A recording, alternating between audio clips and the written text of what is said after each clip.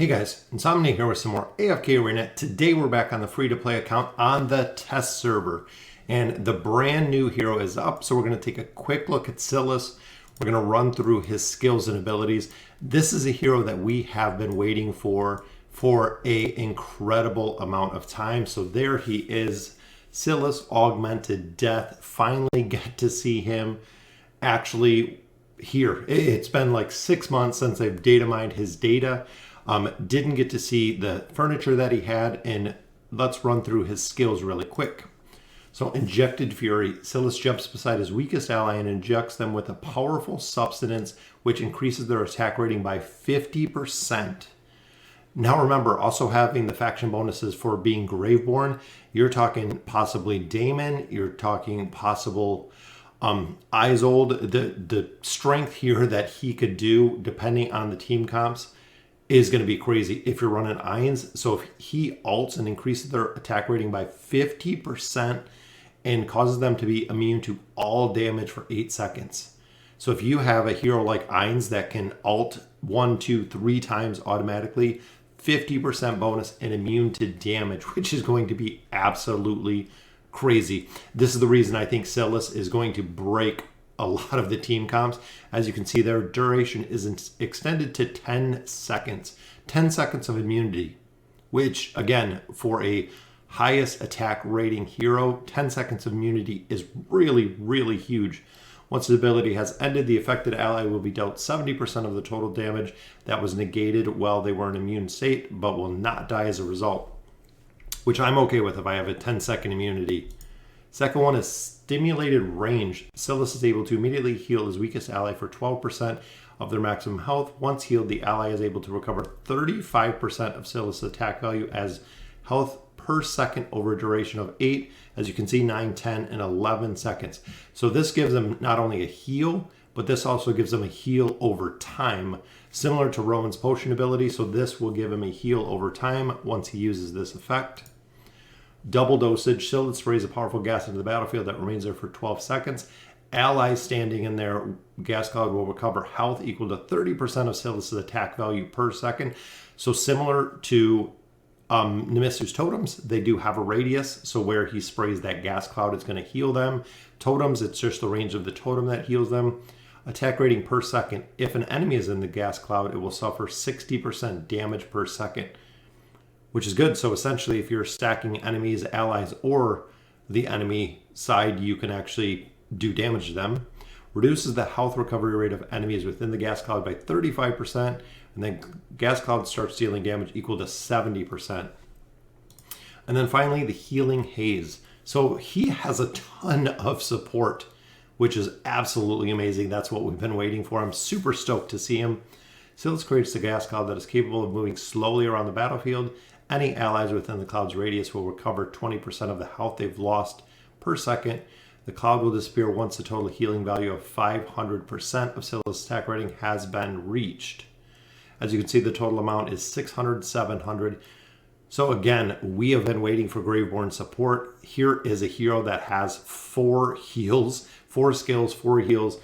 Going to be super, super powerful, in my opinion, going to change a lot of the meta formations, especially because of the 50% attack rating boost is going to be absolutely gigantic. Let's look at his signature item. Each time an enemy loses 1% of their max health, their health recovery rate will decrease 0.6%, which may be further decreased until reaching a total of 36%. Each time an ally loses 1% of their health, recovery rate increases by 0.8, which may be increased up to or until it reaches 48%. Wow. So that's going to negate a lot of the healing. So if you're 36 healing, essentially 36% less, the Talines, the Nemoras, the Lucius, a lot of heroes that do have the heal ability, it is going to be less effective. While getting healed is going to be more effective, which is, I think, honestly going to make Taline stronger. Because the heal is going to be more effective, or the health recovery rate, which is going to be strong. Health recovery rate, 0.81%. Allied heroes that have more than 50% of their maximum health receive an attack rating increase of 20%. Wow. So if they're over 50% of their maximum health, attack rating increased by 20%.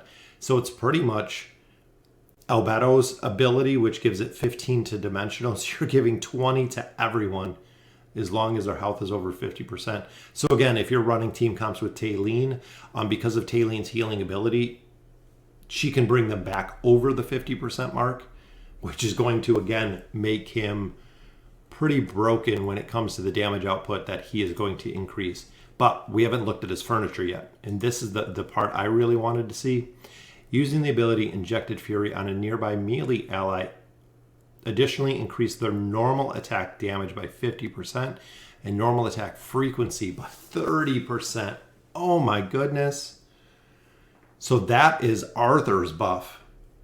With his aura, he increases the normal attack speed, but now it's increasing normal attack damage.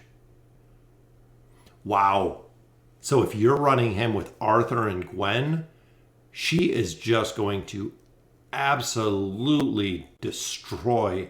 If you increase Gwen's normal attack, because remember, Gwen's normal attacks are the arrows that have a chance to be either flame arrows or lightning arrows, normal attack damage by 50%. So if you're upping her normal attack damage by 50%, attack frequency is up higher with Arthur's aura, plus the signature item of doing 20% more damage, plus the 50% boost attack rating from the Injected Fury ability. Again, he is going to simply just change the meta. He's going to destroy some team comps. I can see where he is going to be really, really effective, and it's going to be very cool to see. The effects of the ability can be utilized by ranged allies whenever Injected Fury is used. So any ranged allies? So it's going to essentially affect all of the ranged allies?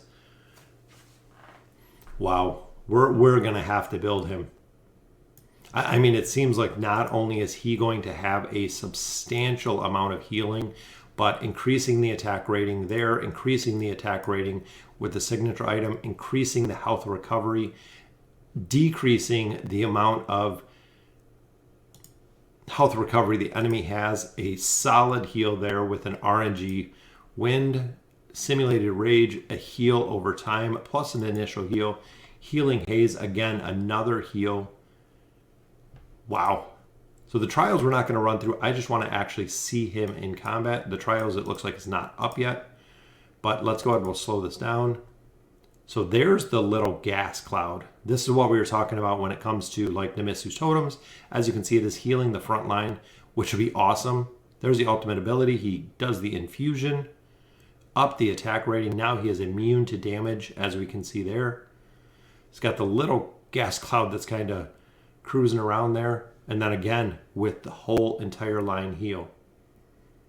Wow. So even some of the team comps where you're running, let's say Screg and Inoki, or Screg and other heroes to push heroes to the back line, he can actually drop that line. I'm not sure if it just stays right in the middle, but if he can drop that line further back, not only to include heroes in there, but also include enemies in there to do damage, he can pick up a little bit of damage, but it seems like he is just going to be an absolute monster. So the line does move, as you can see.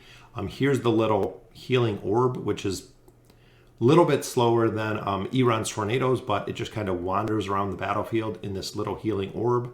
Looks like it sticks with enemies that need it. Maybe, I'm not sure, because it kind of looks like it's following them. Like it might not be so RNG. I don't see it like floating on the enemy side or anything of that nature. So it is kind of sticking between or sticking around the enemies that you have here. And it looks like there's multiple ones. There is multiple clouds. So that makes me think if he's on a team like the Lockout team, or a team that is running the Twins or Rowan, you can have a bunch of these clouds up. If he had a big boost in haste, you could have a lot of these clouds up that are just going to be running around the battlefield doing damage and healing. Wow. Like I said earlier, it is going to be absolutely crazy with Silas. we've been waiting for Greyborn support for such a long time, and it seems like they did it absolutely right. Because remember, with him being a support as well, he gets all of the benefits of the support elder tree, which does give him, again, creating protective shields. So he's going to have more shielding. He is going to have his own haste built in through the elder tree, which is going to help as well. Even here, another heal. So we have more heals. We have more shields. We have energy recovery, immunity to enemy control abilities. As you get this higher, the energy recovery rate is higher and higher, which is very cool to see. So I can see him being very broken. So let's take a look at a couple other things with the patch. We do have the new Mage exclusive artifact, which I think we can see. There it is, the Wind Binder. Wielder immediately gains 250 energy points at the start of battle. Wielder loses 40 energy points per second for 5 seconds after using the ultimate for the first time. The wielder immediately gains 300 energy points at the start of battle. Wielder loses 40 energy. So essentially, you're going to be able to ult way quicker. But I can see even the side effect of this is not only ulting way quicker, as if you're starting with 300 energy points in a battle, with this ability, Rowan's Potion only requires you to hit, I believe, 400 to drink the 600 potion at a plus 30 signature item. So a hero like Ainz could ult almost off the bat. So if you walked out with this artifact, not only that, crit amplification, very strong, boosting the attack hit points, plus coming out with a big energy boost at the beginning of battle is again going to be broken. That is going to be very strong at the beginning of battle, coming out with that artifact and seeing, wow, that's crazy how strong that is going to be. Remember, energy is what really runs this game. Crowd control and energy are really the two biggest things. So to come out with 300 is going to be crazy. Here I want to look at the Noble Society. So they changed the Champions of Esperia, which I'm not sure. So that's running through there. They changed the Champions of Esperia in the Twisted Bounties update. So it looks like Twisted Sigils 7,300. So I thought there were going to be two versions of this, but it doesn't look like it right now. So we'll have to look a little bit, because it says a new version of Champions of Esperia and Twisted Bounty features, which it looks like there is not anymore, or it still does have the perk levels. It does have the perk levels. Players can now decide what type of rewards they want once they reach perk level 2. Which I'm not seeing exactly. I'm going to have to look a little bit more into this, but it says you can choose what type of perks. Players can now decide what type of rewards they want to use once they reach perk level 2. For specific reward details, players can refer to in-game description that have already accessed the Twisted Bounties and the Champions of Esperia. Which Champions of Esperia, Twisted Bounties. The original older version will still be there. After defeating Kane, which that's the same. Once the new change reward function becomes available. So it's not in yet. So it's not in as of yet. Even though the patch did update, that is still not in. So once the new change reward function. So essentially, so what I'm thinking is if you got the Regal rewards, so you can pick these up, I might be able to change the Champions of Esperia essentially to Regal rewards and the Twisted Bounty the same. I think it's going to let you choose like what rewards you want to see in here. So we might be able to do the Regal rewards, Champions of Esperia, just set it up with the same items as the Regal rewards, and then the Twisted Bounty is the same as Regal rewards, just absolutely flooding with heroes, essentially, is what it would do with the amount if we can change what is coming in there. So a couple other little tweaks to the heroes overall. So we got some new achievements. The new Trial of God is up, which we looked at the artifact. So that'll about do it for patch 1.50. Silas is going to be absolutely broken. I mean, just taking a quick overview and a quick look at him, it seems like it is going to be absolutely crazy. He is going to change so much of the meta, and it's going to be interesting to see how well he performs. So definitely save right now to get him. Save your choice hero summons. He is going to be in the heroic ship as well. So once you are able to get him, he will actually pop up right in here, which right now it looks like, well, the heroic ship, didn't they move? I think they moved the heroic ship.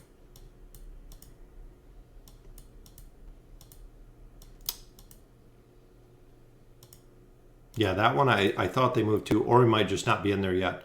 But very, very cool. Make sure that you save for Silas. He is going to be super broken, as you can see. I can see him having a ton of utility in a lot of different places. Brand new Mage artifact is up, super powerful, coming out with a 300 energy boost. Like I said, combined with Rowan, so if you have a Mage with Rowan, that hero is going to be the highest, going to drink the Mage potion and ult very, very early in the battle, which again is going to be very powerful. Could be with Pippa where it can keep the first ult.